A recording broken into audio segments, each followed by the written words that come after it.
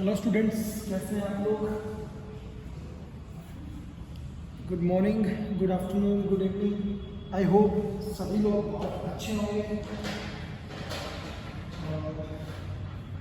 आज जो हमारा सेकंड जो यूनिट 5 है, उसका सेकंड पार्ट है हमारे पास कॉमन पोस्चरल डिफॉर्मिटीज। इसका फर्स्ट पार्ट हम कंप्लीट कर चुके हैं, जिसके अंदर हमने हमारी डिफरेंट एज कैटेगरीज के जो डिफरेंट स्टेजेस के बारे में हमने डिस्कस किया था। देन नाउ सबसे पहले जो हमारे पास है स्पाइनल कर्वेचर। स्पाइनल कर्वेचर का मतलब होता है जो हमारी स्पाइन से रिलेटेड जो हमारी बॉडी के अंदर जो प्रॉब्लम्स होती है, जो डिफॉर्मिटी होती है, उसको स्पाइनल कर्वेचर बोला जाता है। जनरली ये 3 टाइप्स ऑफ होती है, काइफोसिस, लॉर्डोसिस और स्कोलियोसिस। यानी कि हमारी जो ये स्पाइन होती है,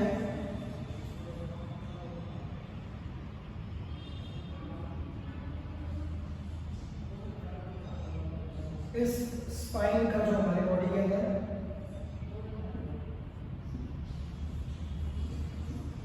जैसा कि आप देख पा रहे हैं, ड्राइंग बहुत अच्छी है, तो मैं ऐसे एक सेकंड में किसी की भी फोटो बना सकता हूँ। तो इसके अंदर क्या होता है, जो हमारी ये स्पाइन है, ये स्पाइन अगर एक तरफ झुक जाती है, हमारे शोल्डर जो है वो आगे की तरफ, यानी कि ये ऐसे आगे की तरफ हल्की सी ऐसे हो जाती है। यानी कि फॉर एग्जाम्पल मैं आप लोगों को दिख रहा हूँ, अगर मैं नॉर्मली अगर मैं ऐसे रहता हूँ तो मेरी स्पाइन के अंदर जो कर्व रहेगा वो फ्रंट की तरफ रहेगा। वहीं अगर आप लोगों को आप मेरे को सामने से देखें और मैं आपको नॉर्मली ऐसे दिखाई दूँ हमेशा ही, तो आपकी जो ये स्पाइन है, ये जो यहाँ पे सामने आपको बिल्कुल सीधी दिख रही है, ये क्या होगी, एक तरफ बेंड हो जाएगी साइड में। ठीक है। उसके अलावा अगर बात करें हमारे बॉडी के जो ये जो एब्डोमिनल पोर्शन है वो आगे आ जाएगा, प्लस हमारे जो बैक का जो पोर्शन है कर्व वो अगर शेप चला जाएगा, यानी कि अगर हम सामने से देखें इस बोन को, तो हमारा बोन जो है कुछ इस तरह से हो जाएगा, यानी बोन का आगे या पीछे की तरफ कर्व कर लेना हल्का सा। ये तीनों चीजें जो है हमारे काइफोसिस, स्कोलियोसिस और लॉर्डोसिस के अंदर हम काम करने वाले हैं, पढ़ने वाले हैं, देखने वाले हैं। इसके बारे में हम डिटेल में बात करते हैं। मैं थोड़ी आपको थ्योरी सुना देता हूँ, तो इसकी थ्योरी क्या है, ताकि आप लोगों को थोड़ा इजीली समझ में भी आ सके कि स्पाइनल कर्वेचर क्या है। कि this type of deformities are related to the direct spine, यानी कि स्पाइनल कर्वेचर जो हमारे डायरेक्ट इसके साथ रिलेट कर रही है, स्पाइन के साथ रिलेट कर रही है। Okay, then this deformity is caused by carrying excessive weight. बहुत ज़्यादा वेट उठाने के कारण हमारी जो बोन है वो आगे की तरफ झुक सकती है, साइड में झुक सकती है। या फॉर एग्जांपल आपने देखा होगा, बकेट उठाते हैं, पानी का भरा हुआ जो बाल्टी उठाते हैं उसको लेके चलते हैं, तो हमारे हाथ जो है एक तरफ ज़्यादा कर्व होता है। कभी भी आप उठा के बाल्टी घर पे देख लीजिए, आप उठा के एक तरफ चलते हैं, एक तरफ हमारी बॉडी झुक जाती है। इस तरह की एक्टिविटीज़ के अंदर पार्टिसिपेट करते हैं, या फिर बहुत ज़्यादा वर्कलोड होता है, बहुत ज़्यादा हैवी वेट अपन शोल्डर के ऊपर लेके चलते हैं, तो भी हमारी बॉडी के अंदर इस तरह की प्रॉब्लम्स जो है वो काइफोसिस, लॉर्डोसिस और स्कोलियोसिस की प्रॉब्लम हो सकती है। In other words, we can say that weak muscles cause the formation of spinal curvature. The normal lumbar spine is characterized by the moderate anterior hypertension curve. When viewed laterally, there is no absolute standard for the determination of the degree and extend the anterior convexity of the normal lumbar curve. There are 3 types of spinal curvature. Generally, हम तीनों को different type से पढ़ेंगे, तो आप लोगों को directly समझ में आ जाएगा। इसके बाद हम इसके कॉजेज पढ़ेंगे, इसका प्रोसीजर पढ़ेंगे और इसके रेमेडीज पढ़ेंगे। सबसे पहले हमारे पास आता है काइफोसिस। कि kyphosis implies an increase in एक्सरेशन of a backward और पोस्टीरियर कर्व और अ डिक्रीज और reversal of a forward curve. It is also called the round upper back. अब ये चीज ध्यान रखना मेरे, काइफोसिस को हम एक और नेम दे दिया इसने, राउंड अपर बैक। ये नेम भी किसका है, काइफोसिस का। इसके अंदर जनरली क्या होगा, अगर आपने किसी को देखा होगा, हल्का सा अगर इसकी बॉडी बिल्कुल स्ट्रेट है, और अगर किसी को आप ऐसे देखते हैं नॉर्मली वेज में कि वो ऐसे रहता है, इसी तरह हल्के से अपनी शोल्डर जो है वो आगे की तरफ ऐसे गिरा लेता है। नॉर्मली आपको इस बेस में दिख रहा होगा आपको कि जब वो ऐसे करके जब आप लोगों में सामने होता है, तो ये जो शेप होता है उसका कर्व का, ये हल्की सी जो हमारी स्पाइन जो है वो आगे की तरफ झुक जाती है, उसी को राउंड अपर बैक बोलते हैं और काइफोसिस बोलते हैं। उसके बाद अपन बात करें कॉज ऑफ काइफोसिस क्या है कि kyphosis is caused by the mall nutrition, यानी कि न्यूट्रिएंट्स की कमी के कारण ये सबसे ज़्यादा प्रॉब्लम होती है। Illness, crowded areas, unavailability of pure air and insufficient exercise, rickets, carrying heavy loads on shoulders, unsuitable furniture, weak muscles, shyness among girls, habit of doing work by learning forward. It means जो लड़कियां बहुत ज़्यादा शर्माती हैं, generally उनकी गर्दन नीचे रहती है और बहुत ज़्यादा से नीचे रखने के कारण ये प्रॉब्लम जो है धीरे धीरे हैबिट बन जाती है। इसके बाद अगर अपन बात करें स्कूल्स वगैरह में, फर्नीचर वगैरह में, जहाँ पे अपन पार्टिसिपेट करते हैं, बैठते हैं 6-6, 8-8, 10-10 घंटे कोचिंग्स में, स्कूल्स में वगैरह, तो वहाँ पर अगर आप फर्नीचर अगर आपके लिए इम्प्रॉपर है तो भी आपको ये प्रॉब्लम हो सकती है। जिस एनवायरनमेंट के अंदर आप सर्वाइव कर रहे हो, रह रहे हो, वहाँ का अगर एयर जो है वो अगर प्योर नहीं है तो भी आपके लिए वो प्रॉब्लम्स क्रिएट करेगा। अगर वहाँ का एनवायरनमेंट आपके लिए सूटेबल नहीं है तो भी वो आपके लिए प्रॉब्लम क्रिएट करेगा। कुल मिलाकर इसके कॉजेज क्या क्या है? Unsuitable environment plus illness plus mall nutrition plus heavy weight on the shoulders, shyness among the girls, इस तरह के कुछ प्रॉब्लम्स हैं। इसके बाद हम बात करते हैं इसके प्रोसीजर की कि प्रोसीजर क्या है। प्रिकॉशंस, सॉरी, प्रोसीजर का डिफरेंट मीनिंग हो गया प्रिकॉशंस, कि इसके प्रिकॉशंस क्या है, कैसे इसको ठीक किया जा सकता है, किस तरह से इसकी हम केयर कर सकते हैं, उसके बारे में है कि if specific precautions are not followed, it may result in kyphosis. So their teachers and parents should pay specific attention so as to avoid this disorder from very beginning. They should teach appropriate posture of sitting, standing, walking to children so that their posture may remain balanced, proper and adequate exercise. Adequate exercise is not only helpful in maintaining proper posture but also control the problem of kyphosis. Generally हमें बहुत कम as के अंदर ही बच्चे को ये सारी चीज़ explain कर देनी चाहिए कि उसको किस वे में बैठना चाहिए, किस वे में खड़ा रहना चाहिए, किस वे में उसको वॉकिंग करनी चाहिए, किन किन चीज़ों के ऊपर उसको फोकस करना चाहिए। और वेरी अर्ली स्टेज के अंदर ये चीज़ें अगर हम उनको समझा सकते हैं और वो इस चीज़ को फॉलो कर लेते हैं तो आगे ये प्रॉब्लम क्रिएट नहीं होगी। लेकिन बाद में अगर ये चीज़ अगर हैबिचुअल बन जाती है तो इस चीज़ से हमें पीछा छुड़ाना भी हमारे लिए बहुत ज़्यादा मुश्किल हो जाता है। Then after that we are talking about the remedies, कि हम अगर इसको ठीक करना चाहें तो कि sit in the chair such that your hips should touch the back on the chair. जब हम बैठते हैं चेयर के ऊपर, फॉर एग्जांपल की बात करूँ मैं, जब आप लोगों के सामने चेयर,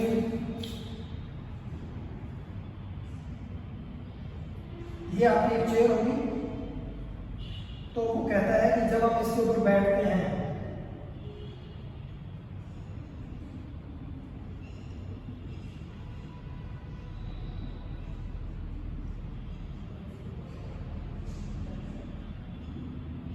तो जब हम इसके ऊपर बैठते हैं तो हमारे जो हिप्स जो होता है, जो हमारा ये वेस्ट एरिया जो होता है, ये जस्ट हमारे चेयर का जो ये वाला जो शेप होता है, ये वाला जहाँ पे 90 डिग्री का एंगल बनता है, यहाँ पे हमारे ये हिप्स का पोर्शन जो है वो टच होना चाहिए, जिसके कारण हमारी बैकबोन जो है बिल्कुल स्ट्रेट रहेगी, प्लस हमारी थाइज बिल्कुल स्ट्रेट रहेगी और हमारे लेग्स बिल्कुल डाउन रहेंगे। सबसे बढ़िया ये जो हमारा सीटिंग का तरीका है वो है।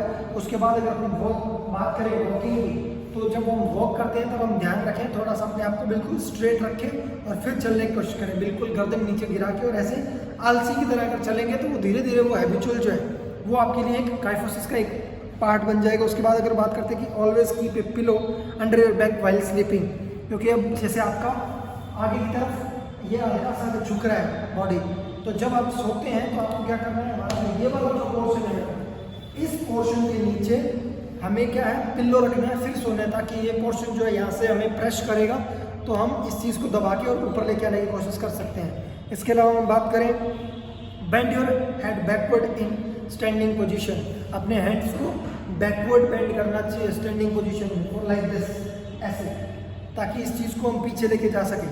ये काफ़ी सारी एक्सरसाइजेस वगैरह इसके बारे में बताई गई है। उसके बाद हमारे पास सेकंड आता है कि लॉर्डोसिस। लॉर्डोसिस के अंदर क्या होता है, इन्वर्टर कर्वेचर होता है। सेकंड में हम बात कर रहे थे, इसके अंदर क्या होता है, इनवर्ट कर्वेचर। इट मींस ये जो हमारी स्पाइन है,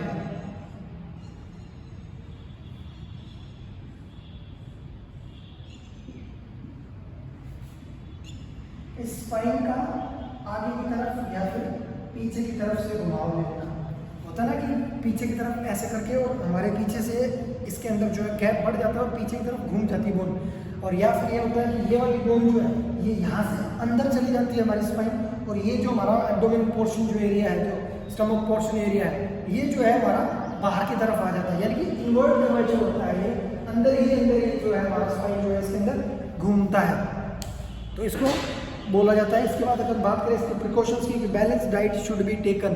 ऐसी अगर प्रॉब्लम होती है तो सबसे पहले हमें बैलेंस डाइट के ऊपर फोकस करना चाहिए। Obesity should be kept away specially in early age. अगर बहुत छोटी एज के अंदर आपका वेट अगर बहुत ज़्यादा गेन हो रहा है तो वो सबसे बड़ी प्रॉब्लम है, तो वहाँ पे अपने को फोकस करना चाहिए। The body should be kept straight while carrying weight. और कोशिश करें जब हम वेट कैरी कर रहे हैं तो हमारी बॉडी जो है बिल्कुल स्ट्रेट रहे, यानी कि, और वो तभी पॉसिबल है जब अगर हम दोनों हाथों में इक्वल वेट लेके और फिर अगर हम चलेंगे तो। Then the next one, excessive intake of food should be avoided. बहुत ज़्यादा फूड हमें नहीं लेना चाहिए, उसको अवॉइड करना चाहिए। अब नेक्स्ट हमारे पास आता है इसके रेमेडीज़। इसके रेमेडीज़ क्या है कि while maintaining a standing position, bend forward from hip level, repeat this exercise 10 times. अगर ये स्पाइन जो हमारी पीछे की तरफ घूमती है तो हमें क्या करना चाहिए, हमारी अपर बॉडी को डाउन करना चाहिए और हमारे लेग्स को छूना चाहिए 10 times. Then lie down on your back and raise your hands and legs sequentially 10 times. बिल्कुल हमें सीधा हमारी ज़मीन के ऊपर विदाउट एनी सपोर्ट और विदाउट एनी, मतलब हमारे पास ऐसा कोई सरफेस नहीं होना चाहिए गदा वगैरह ऐसा, उसके हमें ज़मीन के ऊपर लेट जाए और हमारे हाथों और पैरों को ऊपर उठाने की कोशिश करें। देन परफॉर्म सिटअप रेगुलरली, और हमें सिटअप्स लगाने चाहिए। सिटअप्स के अंदर मैं आपको बता चुका हूँ, वैसे मेरे प्रैक्टिकल की वीडियो यहाँ पे डाली हुई है, सिटअप्स की भी वीडियो डाली हुई है, उसको आप चेक कर सकते हैं। बिल्कुल सीधा लेट के नहीं बेंड करके हाथ दोनों हमारे इसके कानों के पीछे, और फिर हमें हमारी चेस्ट को नीज के ऊपर टच करवाना होता है। टो टच एक्सरसाइज करनी चाहिए हमें, done at least 10 times. To touch यानी कि अल्टरनेट में टो टच की एक्सरसाइज जो है वो 10 टाइम्स करनी चाहिए। इसके बाद हमारे पास आता है स्कोलियोसिस। Next one, scoliosis. ये हमारा कौन सा होता है, साइडवर्ड कर्वेचर। अब इन तीनों का ध्यान रखना। काइफोसिस मतलब राउंड अपर बैक, यानी कि आगे की तरफ हल्का सा झुक जाना। लॉर्डोसिस मतलब इन्वर्टेड कर्वेचर, मतलब ये वाली स्पाइन जो है ये आगे की तरफ ऐसे मुड़ जाना, और जो बागा सा आपने बागा की तरह हमारा पेट बाहर निकल जाना और स्पाइन अंदर चली जाना। और स्कोलियोसिस होता है साइडवर्ड कर्वेचर, यानी कि जो मैंने आपको बताया था इस तरह से हमारा अपर बॉडी का जो है हल्का सा बेंट हो जाना, वो राइट साइड हो या लेफ्ट साइड हो, उसको हम बोलते हैं स्कोलियोसिस। किसी भी लेटरल डायरेक्शन के अंदर इसका कर्व हो सकता है, या हम किसी भी पोजीशन के अंदर ये साइडवर्ड हमारी बॉडी के अंदर कर्वेचर इसके अंदर बन सकता है। Then after that causes of scoliosis क्या है, स्कोलियोसिस में be due to some reasons, but the main reason is disease in the joints of bones. अगर हमें हड्डियों की प्रॉब्लम है, ऑस्टियोपोरोसिस लाइक, या फिर हमारी बॉडी के अंदर बहुत ज़्यादा कैल्शियम की कमी है, उसके कारण हमारी बॉडी के अंदर डिफॉर्मेशन हो सकता है बोन्स का। Then under developed legs, infantile paralysis, rickets, carrying heavy loads on one shoulder, unhealthy conditions such as inadequate lighting arrangements, uncomfortable desk, partial deafness and wrong standing posture। हमेशा होता है ना कि एक आलसी की तरह हमें ऐसे करके खड़े रहते हैं, नॉर्मली हम ऐसे करके किसी से बात करते हैं, ऐसे करके खड़े रहते हैं। हमें बिल्कुल ऐसे स्ट्रेट खड़े रहना चाहिए, और हमें सारे हमारे postures, running, walking, standing, sitting, इन सारे पोस्चर्स के ऊपर हमें ध्यान देना चाहिए। देन आफ्टर दैट हमें कभी भी एक शोल्डर के ऊपर वेट रख के हमें ज़्यादा कैरी नहीं करना चाहिए एक शोल्डर के ऊपर, या फिर एक हैंड के अंदर हमें ज़्यादा वेट कैरी नहीं करना चाहिए, ताकि जिसके कारण हमारी बॉडी जो है वो साइडवर्ड कर्वेचर करे। उसके बाद अगर बात करें प्रिकॉशंस क्या है, कि balance diet should be taken. सबसे पहले जो सब में चीज़ें हैं सबके अंदर एक सिमिलर है, वो है कि balance diet should be taken. Balance diet जो है हमें इसका सबसे ज़्यादा हमें यूज़ करना है। सेकंड में आता है कि study should be avoid in sideways bending. Generally होता है ना कि हम टेबल के ऊपर जब हम बैठ के पढ़ते हैं तो हमें इस तरह से हम बैठते हैं। बहुत बार आपने देखा होगा टेबल पे जब हम पढ़ते हैं तो हमें ये चीज़ अवॉइड करनी चाहिए, हम इस तरह से बैठ के पढ़ते हैं तो वो हमारा प्रॉपर्ली थोड़े दिनों में हैबिट में आ जाता है, और धीरे धीरे वो स्पाइन जो हमारी उसी तरह से रोटेट हो जाती है। Avoid walking for long time while carrying weight on one hand. कोशिश करें एक हाथ में ज़्यादा वेट कैरी करके, और बहुत ज़्यादा लंबे टाइम तक वॉक ना करें। देन उसके बाद हमारे पास आता है नेक्स्ट इसके अंदर, तो ये हमारा था स्पाइनल कर्वेचर। सेकंड हमारा है फ्लैट फुट। अब मैं आपको यहाँ पे फुट की ड्राइंग बना के बताता हूँ आपको कि फ्लैट फुट किसे कहा जाता है। तो ड्राइंग में कोई शक मत करना, ड्राइंग तो मेरी शुरू से पहले दिन से इतनी अच्छी है कि मैं किसी की फोटो 1 सेकंड में ऐसे बना सकता हूँ, हंसने की बात नहीं है। तो देखो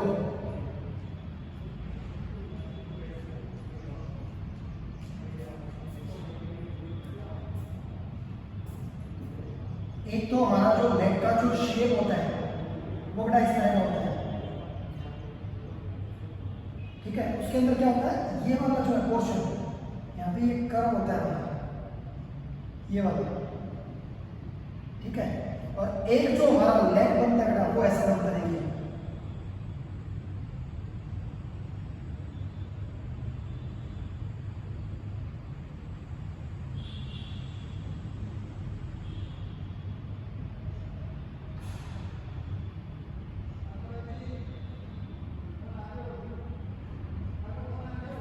ये देखिए ये तो है परफेक्ट। मतलब अगर किसी का पैर जमीन में इस तरह से छपता है तो वो राइट सही है, और अगर किसी का पैर इस तरह छपता है तो वो क्या है, गलत है। इट मीन्स हमारे जो पैर का जो सॉफ्ट सोल होता है, बीच का कर्व होता है, अगर वो शेप में बनता है तो वो बिल्कुल परफेक्ट है शेप भी, और हमें फ्लैट फुट की प्रॉब्लम भी नहीं है। लेकिन अगर किसी का पैर पूरा जमीन पे छपता है, और ये चेक करने का तरीका बताता हूँ आपको। घर में हम जिस चीज़ में आटा गूंथते हैं वो परात होती है, परात बोलते हैं उसको, या थाली होती है, उसके अंदर हम दोनों पानी डालते हैं, पानी डाल के और दोनों पैर उसके अंदर रखते हैं। फिर हम क्या है, बिल्कुल प्लेन जो सरफेस होता है साफ़ सुथरा, उसके ऊपर जब चलेंगे तो हमारे जो पैड बनेंगे उसके थ्रू हम चेक कर सकते हैं कि हमारे बॉडी के अंदर फ्लैट फुट की प्रॉब्लम है या नहीं है। और सबसे बड़ा रीज़न है फ्लैट फुट होने का ओबेसिटी, ठीक है बेटा। इसके अंदर हम पढ़ते हैं कि कॉजेज ऑफ फ्लैट फुट क्या कहता है। Main cause of flat foot is weak muscle, हमारे लेग्स की मसल वीक होने के कारण भी फ्लैट फुट की प्रॉब्लम होती है। Then weak muscles, the foot can not bear the body weight, weak muscle होने के कारण हमारा बॉडी वेट जो है वो हमारा फुट नहीं उठा पाता है। इसी कारण हमारा जो है, कभी भी आप नॉर्मली चेक करना, आपका शू जो है वो इन साइड से बहुत ज़्यादा घिसता है और आपका पैर जो है अंदर की तरफ ऐसे चलने लग जाते हैं, आपके पैर अंदर की तरफ। Then along with this rapid increase in body weight, improper shoes carrying heavy weight for longer period are also the cause of flat foot। ज़्यादा वेट डालने से भी हमारा प्रेशर ज़्यादा लेग्स पे पड़ता है, इम्प्रॉपर शूज से भी पड़ता है। इसके बाद अपन बात करते हैं इसके प्रिकॉशंस की, कि the shoes should be proper shape and size. Shoes मेरा हमेशा प्रॉपर शेप और साइज़ के होने चाहिए। Don't walk bare feet for a long duration, हमें बेयर फिट मतलब नंगे पाँव बहुत ज़्यादा लंबे टाइम तक नहीं चलना चाहिए। ओबेसिटी शुड बी अवॉइडेड, खास करके ध्यान रखिए हमारे बॉडी वेट का। Don't force the encourage babies to walk at an early age. बहुत बार हम कोशिश करते हैं कि हमारे घर में जो बोर्न बेबी होता है उसको धक्के से ऐसे उंगली पकड़ के उसको चलना सिखाने की कोशिश करते हैं। बच्चे को अपने आप चलने देना चाहिए, उसको चलाने की अगर कोशिश करोगे तो बहुत अर्ली एज में होते हैं, उसकी मसल्स बहुत वीक होती है, थोड़े टाइम के अंदर वो जो है फ्लैट फुट की प्रॉब्लम क्रिएट हो जाती है उसके अंदर, क्योंकि बच्चे के अंदर खुद का वेट कैरी करने की इतनी मसल जो है पावर नहीं होती उसके अंदर। Then high heel should be avoided. Girls जो है बहुत ज़्यादा हाई हील पहनती है, उसके कारण भी ये प्रॉब्लम क्रिएट होती है। After that we are talking about the remedies, कैसे इसको ठीक किया जा सकता है। वॉकिंग ऑन हील्स, अपनी एडियों के ऊपर बहुत लंबे टाइम तक चल के हम इसको ठीक कर सकते हैं। वॉकिंग ऑन इनर और outer side of the feet, हमें पैर जो है हमारे ऐसे होते हैं, इनको ऐसे रख के या फिर ऐसे रख के बार बार हम अगर चलेंगे तो इसको ठीक किया जा सकता है। वॉकिंग ऑन टोज, हमारी फिंगर टिप्स के ऊपर खड़े होकर भी हम वॉक कर सकते हैं तो ठीक हो जाएगा। Stand up and down on the heels, up and down करना चाहिए हमारी बॉडी को हमें हील्स के ऊपर। उसके बाद अगर बात करें jumping on toes for some time, यानी कि रोप स्किपिंग कर लीजिए आप, वो उसके बराबर इक्वल काम करेगा। परफॉर्म वज्रासन और योगिकासन। उसके बाद हमारे पास आता है नेक्स्ट वन, वो आता है हमारे पास नॉक नीज। अब इन दोनों को साथ लेके चलेगा, इसको नॉक नीज को और बो लेग दोनों एक दूसरे के अपोजिट है। देखिए कैसे दोनों एक दूसरे के अपोजिट है। वापस एक ड्राइंग बनाता हूँ मैं, आप लोग काफ़ी पसंद कर रहे होंगे मेरी ड्राइंग को, आई होप। ये पर्सन है,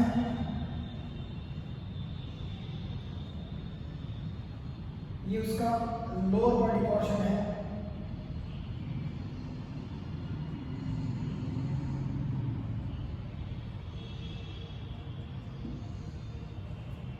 तो देखिए इसके अंदर गैप कितना ज़्यादा है। एक ये पर्सन है,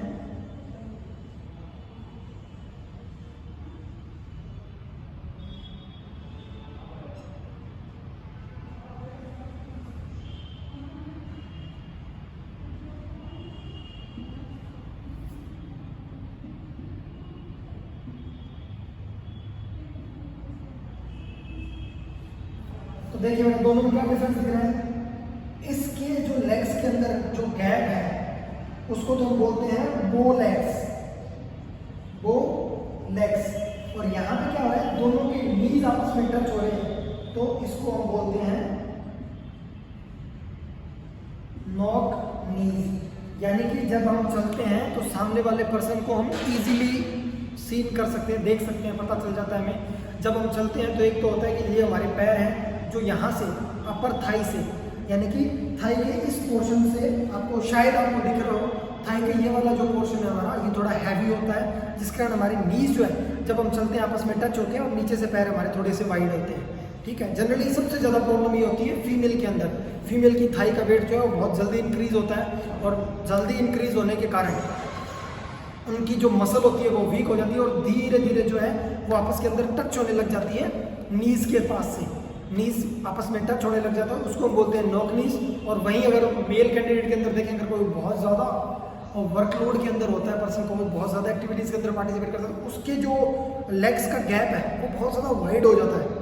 ये दोनों चीज़ें आप नॉर्मल किसी इंसान को आते हुए जाते हुए देख के आप पता लगा सकते हैं किसको नॉक नीज की प्रॉब्लम है, किसको बो लेग्स की प्रॉब्लम है। दोनों के अंदर ये चीज़ें होती हैं। अब हम अगर नॉक नीज के जो कॉजेज़ की बात करें कि generally lack of balance diet के अंदर, तो हमें सबके अंदर इंक्लूड करना है। स्पेशली विटामिन डी हमें कैल्शियम की कमी हमारी पूरी करनी चाहिए कम से कम हमें। Then phosphorus is the main cause of knock knees. It may also be caused due to rickets, chronic illness, obesity, flat foot and carry heavy weight in early age may be other possible cause of knock knees. इसके अंदर कुछ चीज़ें लिखी हुई है। Uncomfort clothes के कारण भी ये हो जाता है, बहुत टाइट क्लोथ्स के कारण भी ये प्रॉब्लम हो जाती है।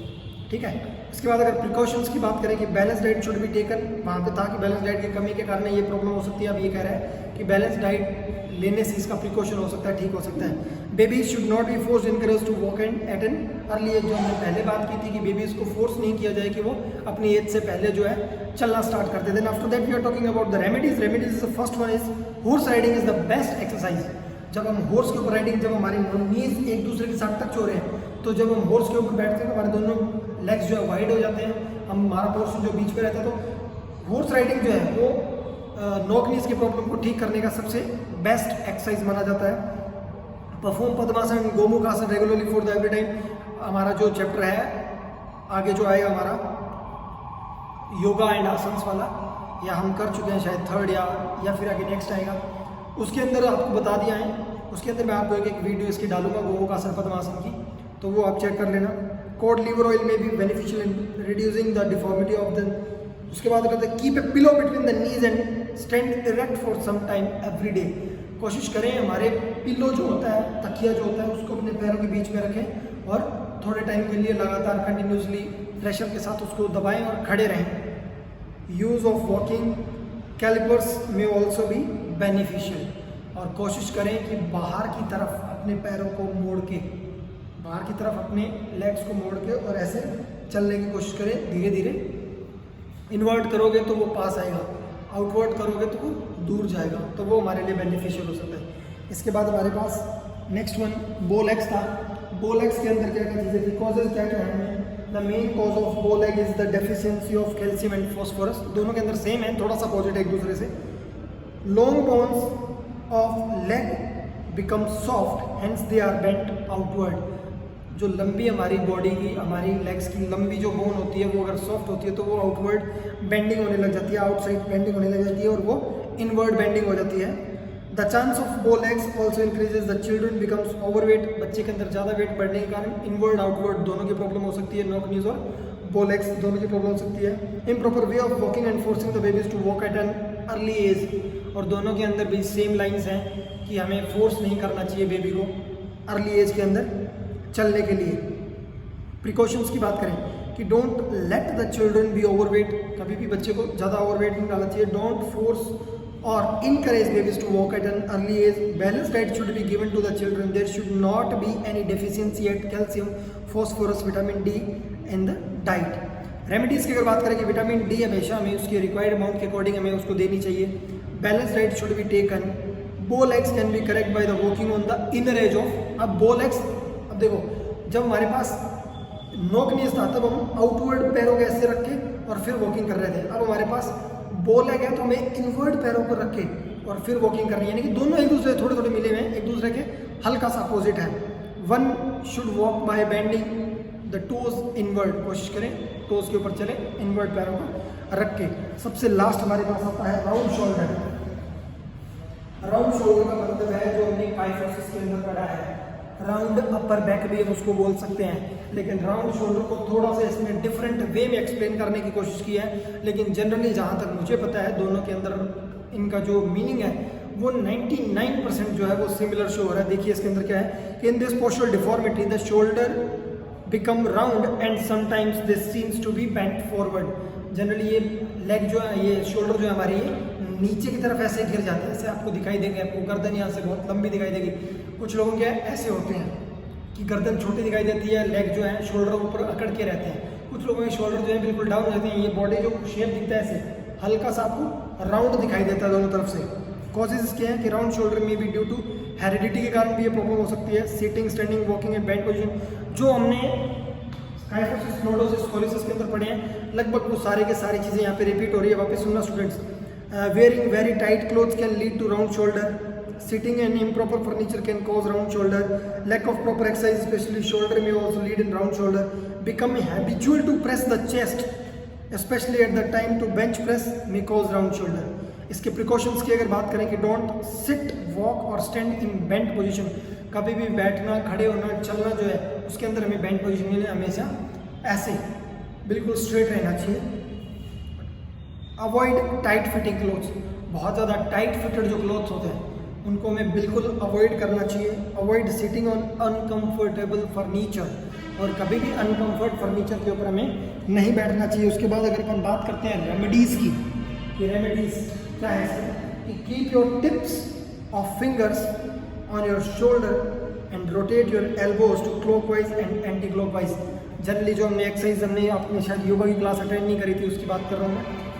हाथ जो है बिल्कुल सीधे से स्ट्रेट रख के और उनके बाद अपनी शोल्डर पे रखने और इसको क्लॉकवाइज और एंटी क्लॉकवाइज दोनों में इसको रोटेट करना, जिसका ये प्रॉब्लम हम ठीक कर सकते हैं।